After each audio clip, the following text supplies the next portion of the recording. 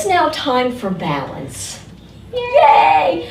So balance comes at an interesting time in the workout where it was specifically put in after all the lunges. Now, why is that? That is because when we're dealing with balance, balance is really about core activation, learning how to engage your core so that you can move your extremities from all different aspects and angles, right, without losing your balance. You learn that. It's so much about lat activation, and that's what this whole sequence teaches you.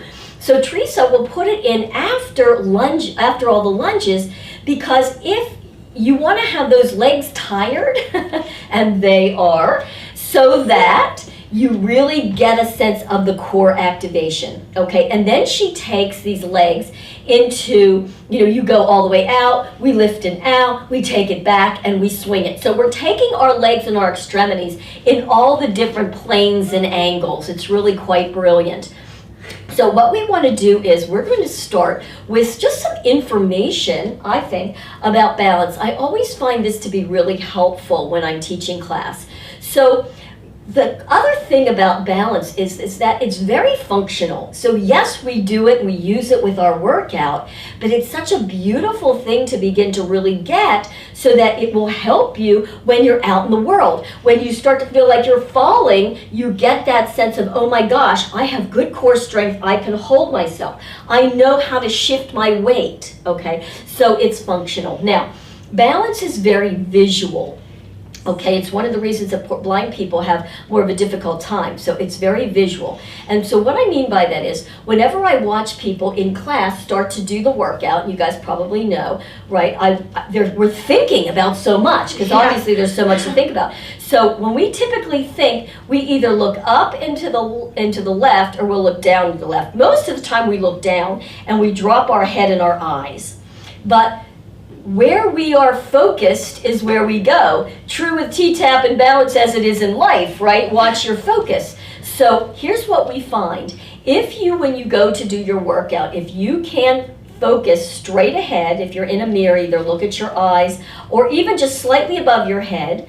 I have one lady that's been coming for a long time, Anne, and she loves to focus right here, okay? That's a great place too, because you're not dropping your head. So that's kind of your visual focus with this.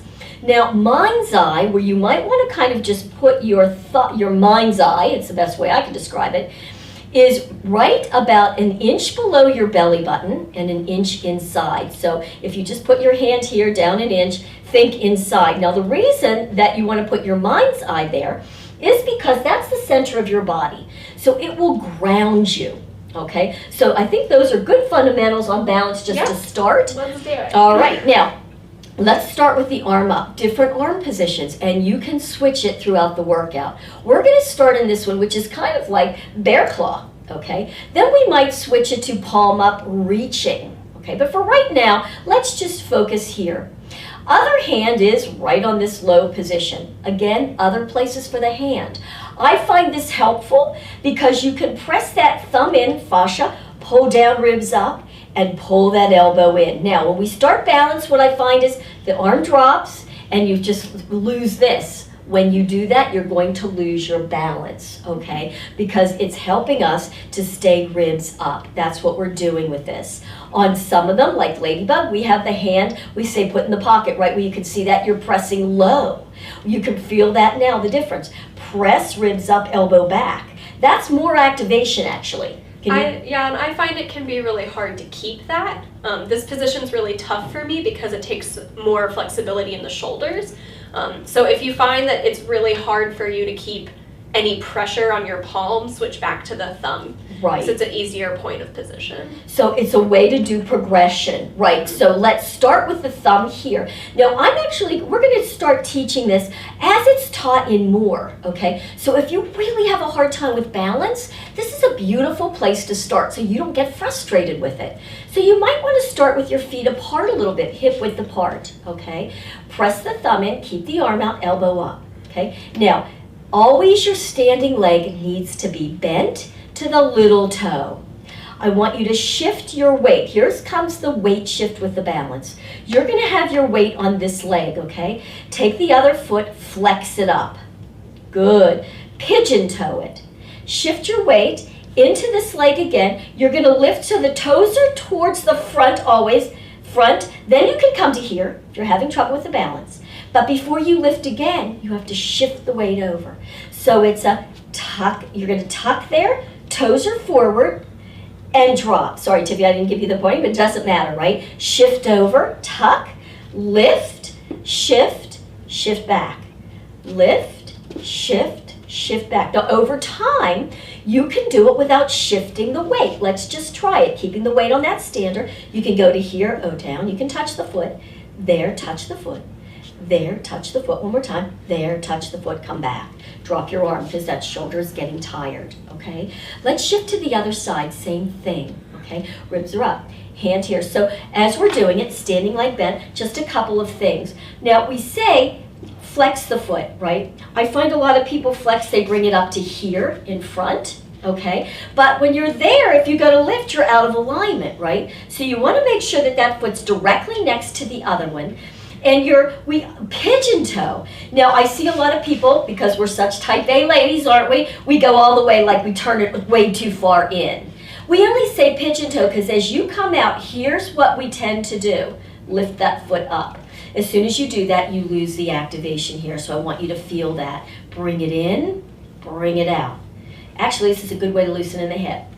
We do this sometimes just to loosen in the hip. You can feel the difference. Activation, no activation, drop the arm.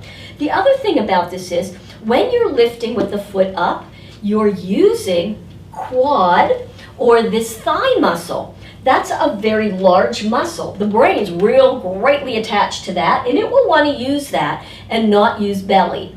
When you turn this foot in, and tucking and lifting the ribs, you're using belly. And it's a great way to also slim out the side saddles. Okay, so let's do 4 on that side, Tiff. We're going to do it as it's done in more. So arm is up again, elbow, ribs are up, get the elbow back, bend the stander, shift the weight onto that standing leg, heel down, toe up, or flex it, pigeon it in. So you're going to take it out, bring it here, shift, out, bring it here, shift. One more time. Out, elbow back, here, shift, and bring it back again. Nice. Now, we're going to do it. We'll touch the foot down, but we're not going to do a whole big weight shift. Okay, see if you can do it. Out, back in. 2, pull the belly in, down. See if your shoulders are up. This is intense, so we tend, yeah, good, Tiff, drop it. Squeeze between the shoulder blades. Squeeze between the shoulder blades. Yep, see, it's intense. Even though it's done like more, shift over. Shake those legs out. Let's kick, kick, kick, and kick. Here we go with the lift. Lift, lift, and lift, and lift. Good. I need a little hunch. Bend the knees, shift, hunch. Big inhale, big exhale, and out. Good. It's intense.